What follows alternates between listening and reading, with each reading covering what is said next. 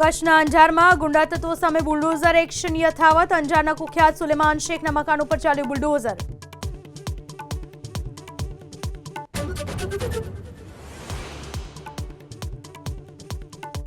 પૈસાની લેતી દેતીને લઈને વેપારીઓ પર હુમલો। સુરતના બેસ્તાનમાં પોલીસે 4 આરોપીઓની ધરપકડ કરી કરાવ્યું કાયદાનું ભાન।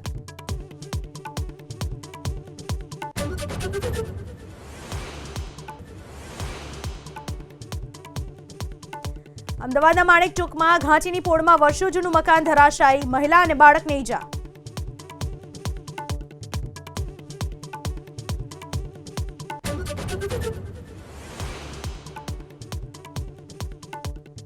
નોટકાંડના આરોપોમાં ઘેરાયેલા જસ્ટિસ યશવંત વર્મા નહીં કરી શકે કોઈ કેસની સુનાવણી। તમામ ન્યાયિક કાર્ય તત્કાલ પ્રભાવથી પરત ખેંચાયા। દિલ્હી હાઈકોર્ટે પબ્લિક નોટિસ કરી જાહેર।